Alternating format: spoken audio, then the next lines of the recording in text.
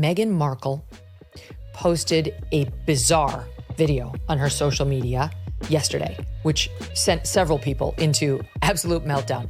It is the cringiest, most uncomfortable piece of tape I've seen in a long time. I'm sorry, but I'm going to make you watch it. SOT 24.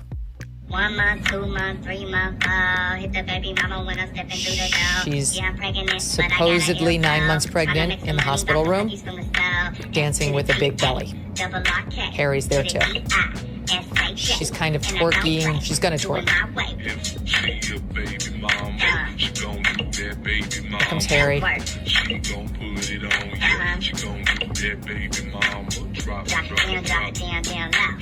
She spreads her legs. She hikes her dress. She circles her genitals around and around. Okay. This is deeply problematic on a number of levels. Welcome back to Clout Therapy, where we break down the juiciest Hollywood drama and internet chaos. Today, we're talking about Meghan Markle again, and a viral mom humor video that's got the whole internet arguing. Some say it's cute, others say it's cringe, and the rumors? They're wild. From execs allegedly panicking to a Netflix deal that might be in trouble. Yes, this is actually happening. We've got fan reactions, insider whispers, and all the messy details you won't hear anywhere else. So grab your tea because we're unpacking whether this is just a harmless joke or the start of Meghan's biggest PR headache yet. If you live for celebrity drama, hit subscribe and turn on notifications. This is Clout Therapy. Meghan Markle isn't just another celebrity posting a goofy clip online. She's one of the most watched women in the world, a former actress turned duchess, a global tabloid obsession, and half of the Royal Meets Hollywood brand that's been worth hundreds of millions since she and Prince Harry stepped back from palace life. Over the past few years, we've seen her everywhere. Oprah's tell-all interview, explosive documentaries, major charity work, and red carpet moments that get dissected for weeks. And every time she moves, the media split is instant. One side praises her as authentic and inspiring. The other side drags her for being calculated or out of touch. That's the polarized reality Meghan lives in. So when she dropped this latest Instagram video, it wasn't just some harmless little post. It was a statement. The clip was pure mom humor. We don't like you, Meghan Markle. We don't like you. And no amount of posting videos that you think are going to humanize you will make us like you. You've already shown us your true colors. We know who you are. You helped kill the queen. You didn't give two shits about calling the royal family racist while Prince Philip was on his deathbed and casting aspersions on him. You have completely undermined all the amazing gifts that this family has given you as nothing and suggested that they didn't care you were suicidal and they were the ones who drove you there. Meghan talking about the chaos of parenting two young kids. It was casual, silly, and clearly meant to be relatable. A little wink to other parents out there. And maybe, just maybe, a way of taking back control of her narrative after months of curated, controlled appearances. This was Meghan unfiltered. Or at least Meghan trying to look unfiltered. But the reaction? Messy. On one side, you had supporters calling it adorable, saying they loved seeing her relaxed and real. On the other, you had critics who thought it was painfully try-hard. Some called it corporate relatability. Others accused her of using motherhood as a brand prop. The split was sharp and loud. And it's not just random internet trolls talking. In the PR world, reactions like this get noticed. Here's why it matters right now. Meghan's brand is in a fragile spot. There's been growing chatter about Meghan fatigue. Too many projects, too much exposure, and not enough fresh momentum. Add to that the fact her next big Netflix project is still in limbo, and you've got executives who are reportedly watching every public move she makes. And in today's algorithm-driven media cycle, one viral moment can either boost your image or tank the mood completely. This video wasn't just a bit of mom humor. It's a litmus test for how much goodwill Meghan still has online, and whether the audience is ready to keep rooting for her or quietly tune out. The intent here was crystal clear. Meghan's saying, hey, I'm still fun, still me, still a mom. She wanted to show that underneath the titles, the press, the drama, she's just like any other parent juggling chaos. But here's the problem. The execution screamed production value. Perfect lighting, perfect framing, perfect hair. It's the kind of authentic that's been run through 3 layers of PR polish. And when you label something as relatable, you're basically inviting the internet to stress test every single frame. People freeze it, zoom in, and pick apart every detail to decide if they buy what you're selling. And here, for a lot of viewers, there was a mismatch. The tone said casual and messy. The reality felt expensive and curated. And that gap between the vibe Meghan was going for and the reality people saw is exactly where the criticism slipped in. The reaction hit fast, and it was split. Supporters jumped in with heart emojis, saying it was cute, real, and fun to see Meghan loosen up. But just as many people cringed, calling it staged, awkward, even desperate. And while the views climbed, the sharing pattern told the real story. Very few people passed it along in a "you've got to see this" way. Instead, it exploded through sarcastic quote tweets, people reposting the clip with their own snarky captions, turning it into a meme. That's when the media stepped in, cherry-picking the harshest reactions and blowing them up in headlines. Within hours, the narrative shifted from Meghan being relatable to Meghan's PR stunt backfires. And once that framing sticks, it's hard to get it back. Here's what we actually know. The video exists. It's on her Instagram. The reaction is polarized. You've got praise, you've got mockery. And Meghan's own team framed it as lighthearted mom humor, a way to show she's still fun, still herself, still a parent juggling real life. That's the confirmed part. Now, here's what's in the rumor mill. Multiple gossip outlets claim executives behind her Netflix deal are quietly panicking over the tone of the video, worried it could clash with the image they're selling. Some reports suggest the studio is subtly distancing itself.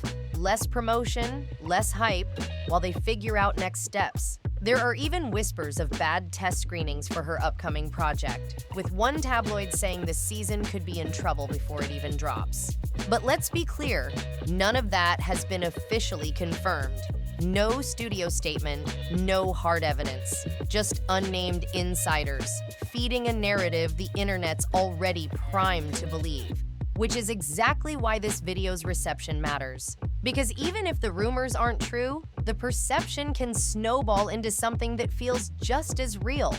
Here's why the video didn't land the way Meghan probably hoped. Whenever a celebrity tries to be relatable, it's like stepping into a credibility exam. The audience is instantly grading you, deciding if what you're showing feels true or staged. And with Meghan, the stakes are even higher because she's already polarizing. The moment she put out a piece of mom humor, the internet was primed to either love it or rip it apart. On paper, the intent was obvious. I'm still fun, I'm still me, I'm still a mom. The problem was the execution. Everything about it looked produced. Perfect lighting, professional angles, immaculate hair and makeup. The kind of polish you expect from a luxury brand shoot, not a candid moment at home. And when you combine that with Meghan's well-known lifestyle, her level of privilege, her resources, her environment, it creates an unavoidable gap between the tone she was aiming for and the reality people perceive. That privilege gap is what makes relatable a much harder sell. Instead of feeling like a genuine slice of her life, a lot of people saw the video as another carefully packaged brand play wearing a casual mask. From the platform's point of view, it's all about cost-benefit. Streamers like Netflix track attention obsessively, but not all attention is worth having.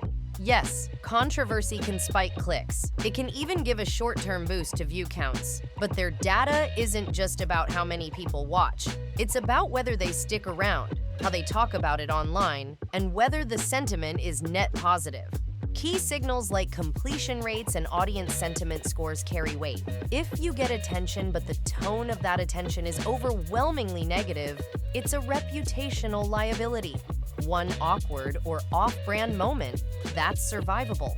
But repeated misalignment between how a project is pitched and how it's received by the public? That's dangerous. It erodes audience trust, which makes every future campaign harder to sell and more expensive to market. In Meghan's case, if this is seen as another instance where the vibe didn't match the message, it adds to the perception problem rather than resetting it. So what are her crisis options right now? First, she could take a quiet period. Stop posting, step out of the daily discourse, and let the backlash run its course. Sometimes silence is the fastest way to drain a story's oxygen. Then, re-emerge with a credible, high-quality profile piece in a trusted publication. Something grounded, well-written, and focused on substance rather than optics. She could also pivot to telling other people's stories for a while. Interviews, advocacy campaigns, charity projects, shifting the spotlight away from her own image and onto causes that feel meaningful. Leading with visible action is key. Real-world impact lands better than carefully curated, relatable moments. And finally, if she wants to lean back into media, a self-aware interview could be her strongest play. Not defensive, not over-explaining, but showing enough humility and humor to acknowledge the noise, maybe even joke about it without letting it define her.